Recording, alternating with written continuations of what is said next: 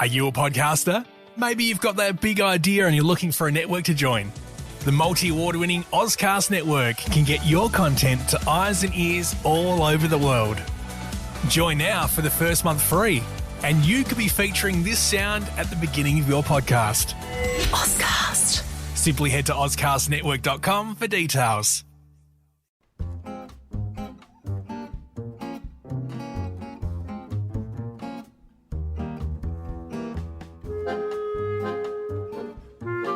Hello and welcome to another Sundoku Minisode. It's me, Sarah, with you today, and I'm bringing you an interview that I have been so excited to share with you all. I've been a fan of author Heather Rose for quite some time, and her books The Museum of Modern Love and Bruni are firm favourites of mine. Her style of writing, structure and unique, interesting stories always have me captivated. And so when I saw that she'd released a memoir, I had to get my hands on it. Nothing Bad Ever Happens Here charts Heather's exploration of self and spirituality throughout her life. And it's taken her across the world to experience intense physical and mental challenges. Nothing Bad Ever Happens Here is by necessity intensely personal. And so I began by speaking with Heather about the toll writing takes upon her. I read today a sentence, every novel takes everything. You wrote it twice, you italic the second time. I understand every novel takes everything, but when you write of yourself so wholly, my goodness, how did you feel when you had completed writing Nothing Bad Ever Happens Here? I felt like a small and empty, mostly empty bowl of water. Yeah. I was completely done in. The book did me in over and over again. It was by far the hardest thing I've ever tried to write. Yeah, I hadn't been prepared for the emotional mining I had to do and the complexities that I would unfurl in that. It was very difficult. I would not recommend writing a memoir to anyone, but it's done now, and I'm pleased it's done. And there has been certainly a sense of liberation, both for my younger self and myself now, really. The tricky part I would anticipate is not only that you give of yourself so much when you go through the process of writing, remembering, tapping into the moments of emotion and physical experience that you've talked about, but now you're here with me. You're reliving everything again and again. It takes a bit to steel yourself for that process, I would imagine. Are you okay? Yes, I am. I've been surprised at all the media attention, quite honestly. So that takes something. But one of the best things I decided a long time ago was never to read the media about myself or listen back to interviews unless it's a particular thing that someone really enthuses me that I ought to read or listen to, because it's it could be very self-absorbing, and I'm not particularly interested in that. Whilst the writing process is interesting, and I really get that for fellow writers and for readers too, going back over the memoir in conversation was something I didn't anticipate.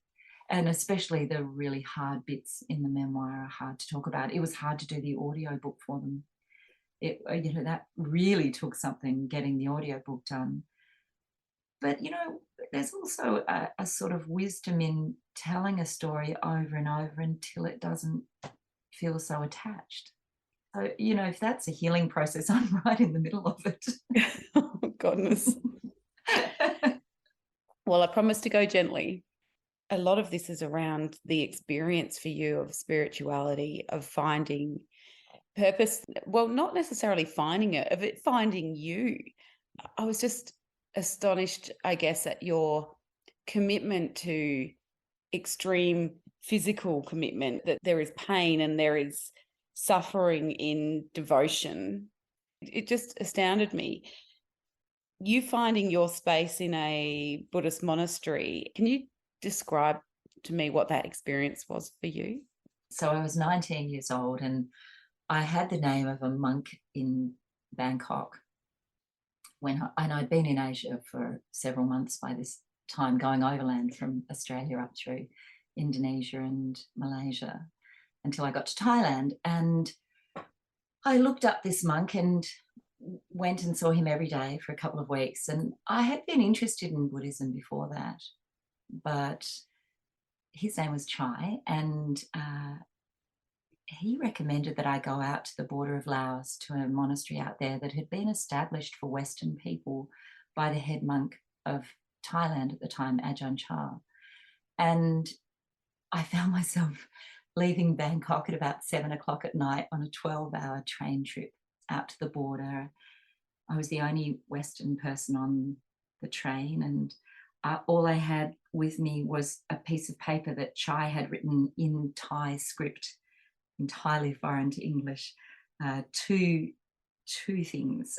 And one of them, he explained, was the name of the station, and I had to match the script to the name on the station. And one was to give someone instructions for where I needed to go when I got to the township. So I arrived, and I was shepherded to the monastery in the most delightful way, and arrived there to find that the ritual was to be in silence. It was the rains retreat. It goes on for a number of weeks, and the rules are little talking, little sleeping, little eating. So I was given a black gown like visitors were given, and for many, many weeks I meditated 13 to 16 hours a day in sitting meditation or walking meditation, some chanting meditation. We started at 3 a.m. in the morning and we went through to about 11 or even midnight sometimes. And we had a rest period between about 4 and 6.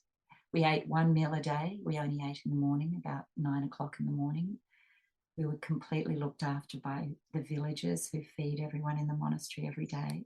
And it was extraordinary. I was in silence that whole period of time. The only time you could speak was if you had a question to ask on Sunday afternoons, when the head monk gave us an opportunity to come together, and he would talk about Buddhist ways and teachings and wisdom.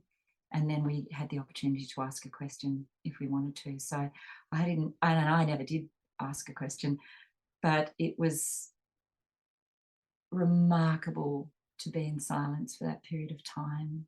It was such a gift to me going on in life. And I'm a pretty talkative person given the opportunity, but it was a glorious thing to put into my consciousness, that it was possible to say nothing and let the mind settle. I mean, it taught me also, of course, my love of meditation, and that's never left me. I meditate every day still.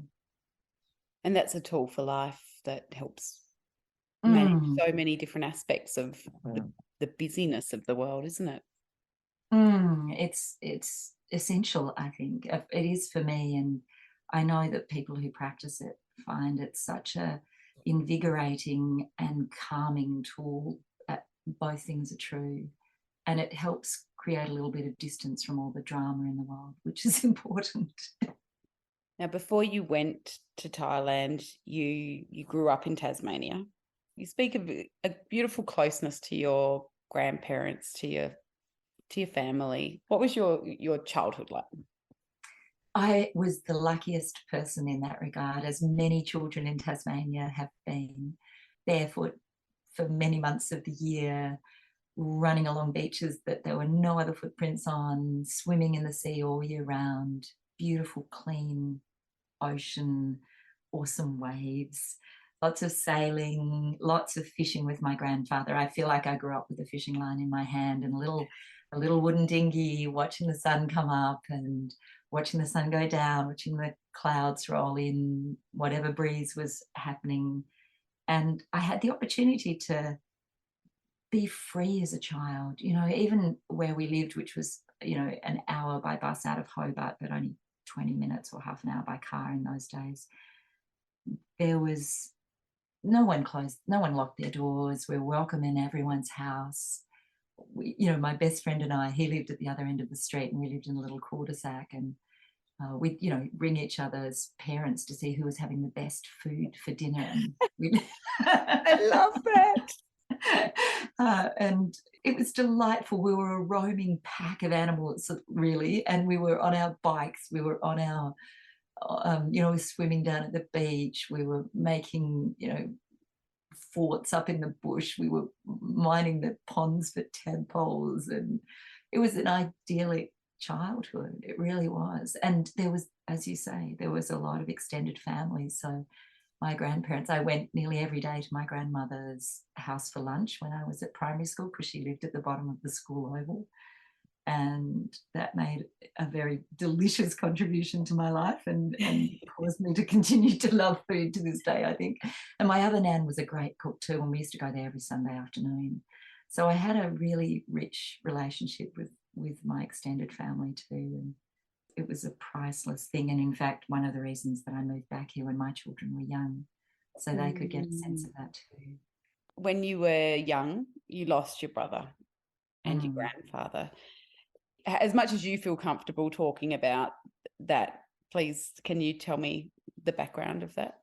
So I'm the third of 4 children, and we all spent a lot of time down at the shack on the Tasman Peninsula.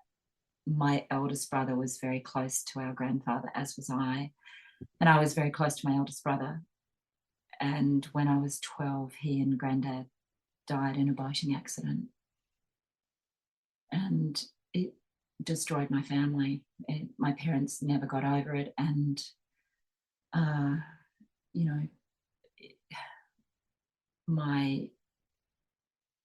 mum fell in love with someone else and disappeared out of our lives almost entirely for many, many years.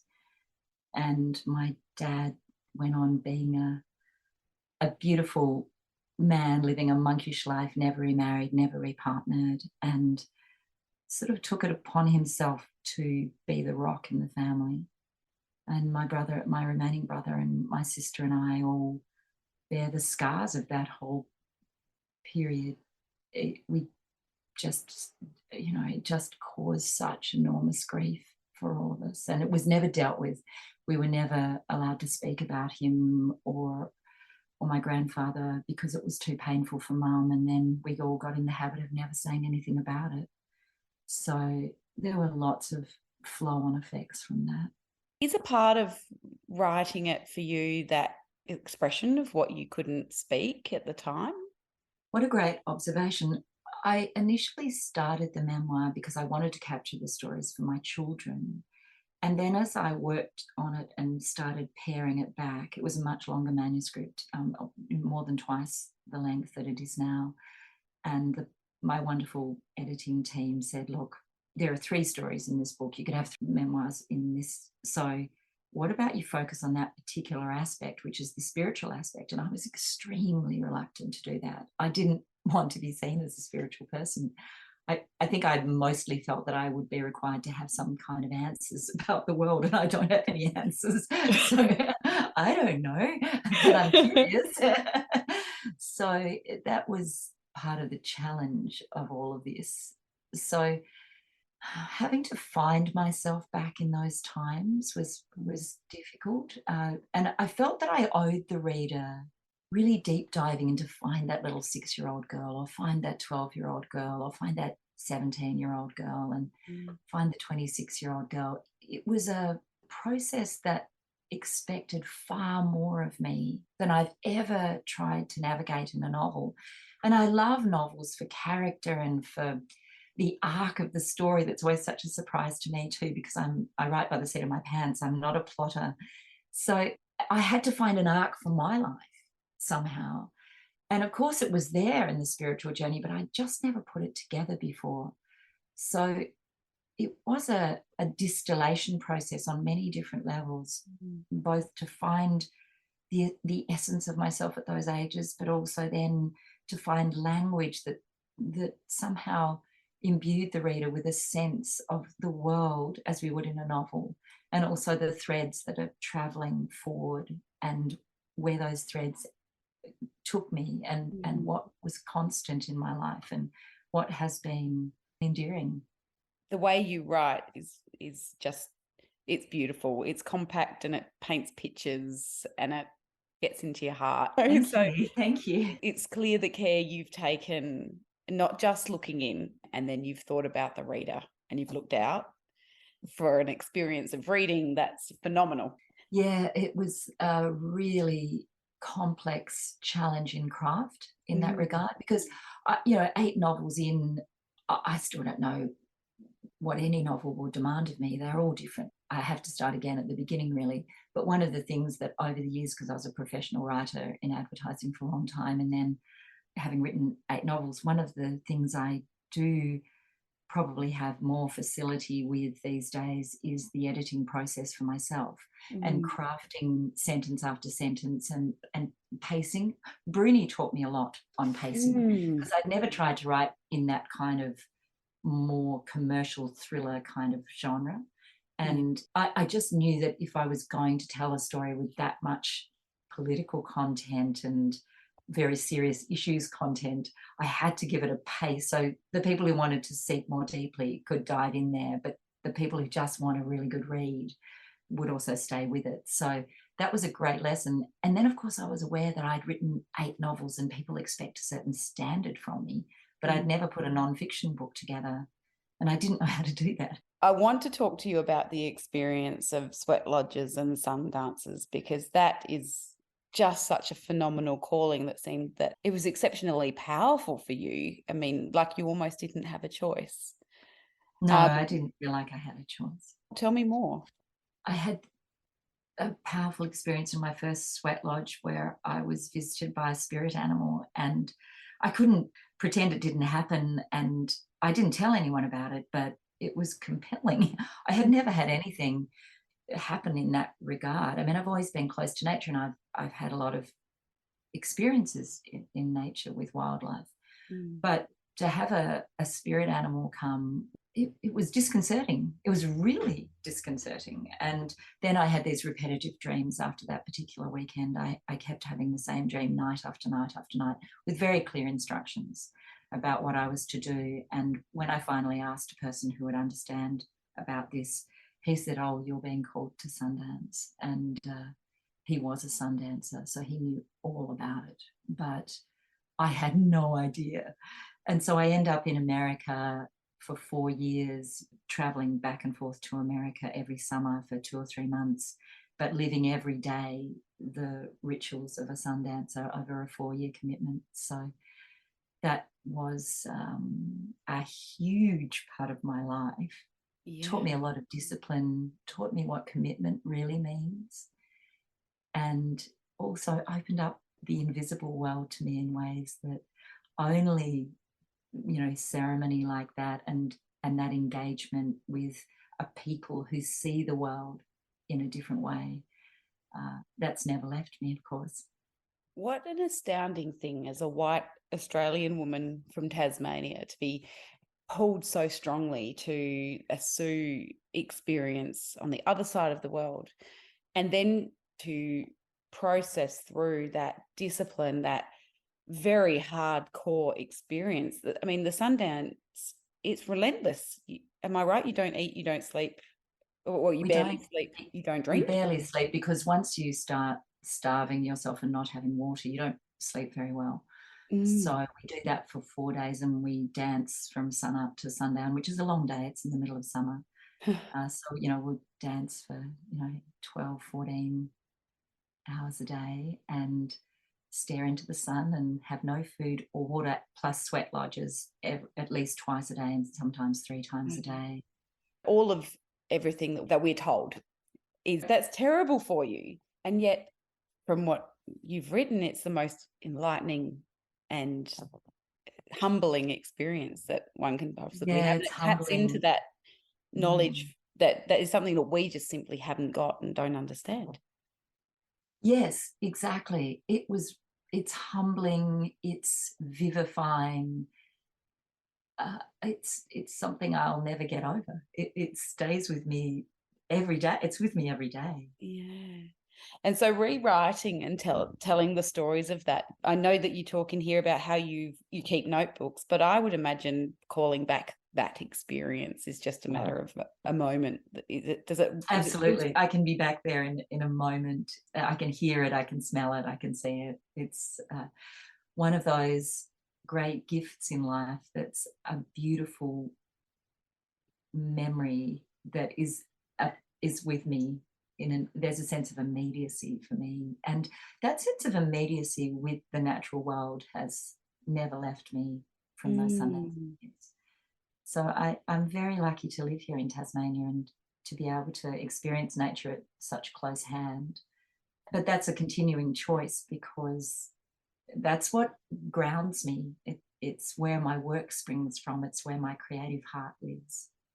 Since you've been back in Tasmania, you've also fought for that nature. It sounded like you kind of unwittingly got involved, but then decided that the fight against deforestation there and land clearing has become somewhat of a passion. Yes, it was one of those things that just caught me unawares, that I got a call from a journalist on this particular day, and I'd experienced seeing a log truck with a tree on it so big that only one tree was on this log truck, and it was enormous and it was ancient. And I was devastated. And just an hour or two after that experience, the journalist rang me to say that the New Arts Festival had announced their major sponsor, and it would be Forestry Tasmania, who was in charge of the forest policy to deforest exquisite tracts of rainforest and native forest in Tasmania. So I said what I had to say about that in the face of this experience earlier in the morning, and it ended up on the front of the paper the next day, and I hadn't expected that. But when I saw how many people wanted to come around me and support me in that, how many artists instantly called and organised a meeting and said, could you be our spokesperson? And it had been a very hot issue in Tasmania for 30 years, and it was coming to a head. And that's why the government so strategically chose Forestry Tasmania as a sponsor for the Arts Festival, because they knew they needed to launder their corporate image through the arts, and so many companies have tried to do that. I thought, hang on a minute, I know this is an old play. You don't get to do this time.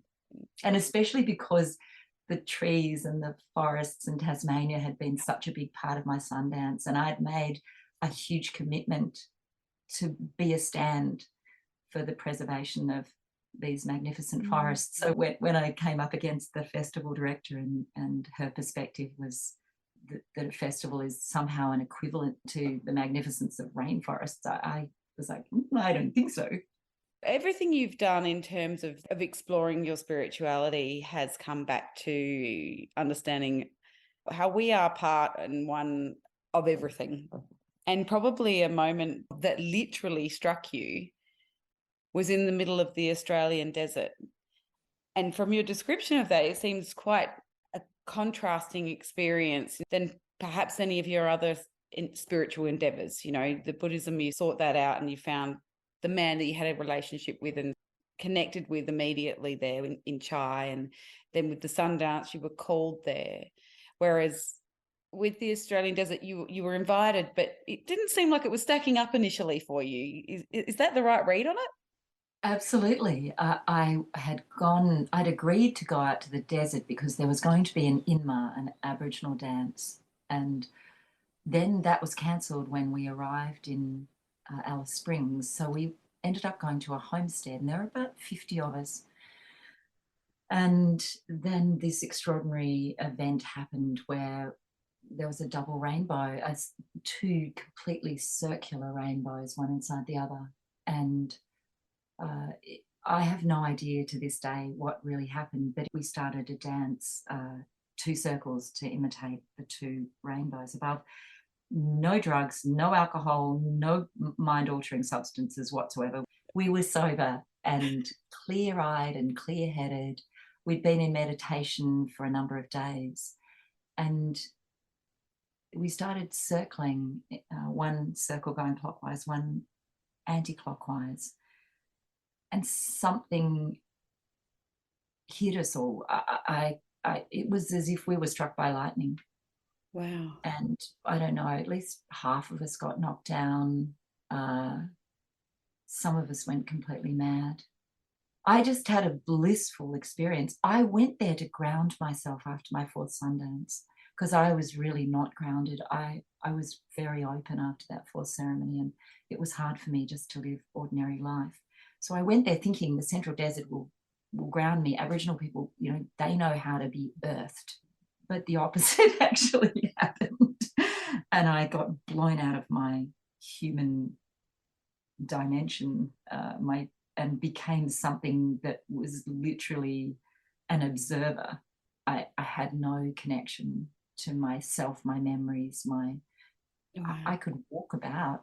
I have no recollection of walking about, but I obviously could. I didn't have language. After I got back from the desert, I had to teach myself to read again. I just blew my brain out, and I will never know why, but all of us who went to the desert have different stories about that, but entirely aligned, that something happened none of us could explain. Essentially, you became consciousness. Exactly. How weird. It's still with me. I was very tired the other night, and I went to say to my partner, could you turn on the oven? And I could not remember the name for the word oven. And I said something ridiculous in place of it. And I was like, oh, that's not the right word. There's just still vestiges of it left in me. And I'll never, ever be as attached to reality again, because once you've been detached from reality, once you've peeled away this illusion that we are a solid thing in a solid world. And we know from physics that's not true anyway. But we like to think it's true because it's a little bit daunting to consider we're just molecules and with consciousness. And the world is continually in motion. Everything is in motion. And in fact, as I say at the start of the book, now that they've done the explorations that they've done, physicists agree that 70% of everything that's here is dark energy, 25% is dark matter. And what we humans can perceive with our senses, everything we've ever done in the history of humanity is like a mere 5%, and it might be actually 0.005%. We don't know yet. So why would we assume that we know stuff? It provides security, doesn't it? It's security and certainty. Yeah, we're very fond of security and certainty, but it also gets us into a lot of trouble as humans. You live with a chronic illness as well that you've lived with since you're young. And so all these amazing things you do, all of these physical experience that you've had where you've put yourself through amazing things, this beautiful writing that you do, is also living at the same time with this chronic illness. It must be so hard to navigate. Do you find that your spiritual learnings and your understanding of your world in that way helps you with managing it? Oh, completely. I was diagnosed with a thing called ankylosing spondylitis when I was 21. These days it's called axial spondyloarthropathies. But back then it was supposedly rare for women to have it. It's actually not rare for women. It's just that we manifest different symptoms. The old story, no research had been done on us. Yeah. Because our hormones, play around with research studies. So all the data had been collected on men, and there was virtually nothing known about how it might progress for me. I was told I would be in a wheelchair by the time I was 30. And I remember walking out of that meeting with the rheumatologist, and I thought, that's not my future. I'm not going to have that. By then I'd been in the monastery, of course, prior to that. So I did know that my mind was capable of powerful things. And I knew that I could create a level of discipline around that for me. So I went about searching, and I searched long and hard, as I document, long and hard for all sorts of remedies and therapies. And it has been a life's journey to learn to live with that. And it got worse as I got older, of course. So by my 30s, it was progressing quite severely, and into my 40s, it limited my career choices. And luckily, I've always wanted to be a writer, so that is good. But there were a lot of other things I would have liked to do that my body just wouldn't let me do, including a lot of bushwalks. I just can't do that. However, I'm a good swimmer, and I love swimming, so I've done a lot of swimming. It has taught me great empathy for my fellow humans. So many people live with things much worse than me. And I'm lucky that my condition, whilst there's always an underlying element of pain in my body, I go through flares where I can't walk and can't drive the car, can't get out of bed, basically. And they're excruciating. They've been minimised a lot by the injections they now give us for this condition. So that's been very helpful. But I still live with the vagaries of a condition that could fell me at any moment. Even today, I could find myself back in bed for a week. It's so impetuous. And, there will be 2 or 3 factors in every instance. So I have to be very careful about looking after myself. But the joy of that has been discovering that if I bring joy to my life, I feel less pain. And that has been a great paradox for me and a delightful thing to have worked out over the years, that the more I imbue my life with joy and beauty, and the more I live a life that helps me feel joyful, the less pain I feel and the less the pain has a hold on me. So that was the last chapter I wrote. It was the hardest thing, and I call it the elephant because it's the elephant in the room for me. I didn't want people to ever think of me as a person who was unwell, because I don't think of myself like that at all. I think of myself as a person who gets challenged from time to time, like so many of us. I wouldn't give back what I've learned from it for anything. The 4th thing you write down here on your list of suggesting people get brave and curious is speak your truth. And twice in this conversation, you've talked about that you've been pushed in Nothing Bad Ever Happens Here to speak your truth because perception was a concern for you. Have you felt more comfortable now it's out there that you've lived that truth and that you've spoken that truth? I do feel braver. I know that seems funny because the book really is about courage in so many ways, but I do feel braver, and there is a sense of liberation. It's wonderful to be able to leave it behind. It's written down now. I did what I set out to do. I've created that for my children and for readers. If they get something out of it and they feel a sense of there's a little bit more freedom to live as you want to live and to live fully, if that encourages people to do that and to experience more joy, then I'm delighted. I think that's wonderful. I think it will be taken that way.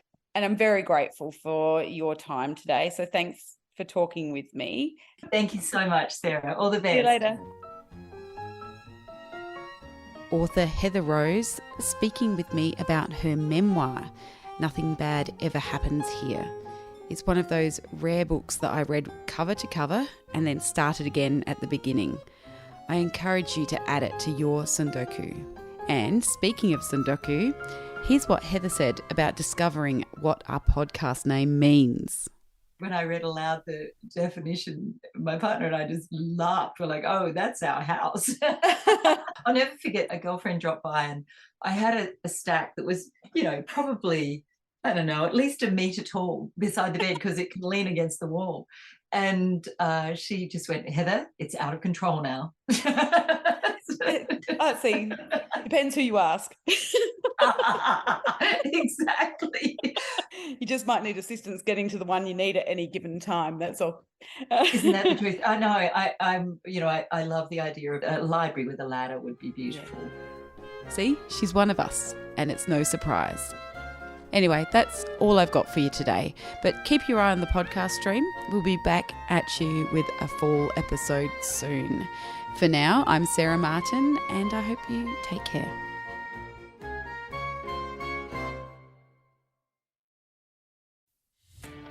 Are you a podcaster? Maybe you've got that big idea and you're looking for a network to join. The multi-award-winning Ozcast Network can get your content to eyes and ears all over the world. Join now for the first month free, and you could be featuring this sound at the beginning of your podcast. Ozcast. Simply head to ozcastnetwork.com for details.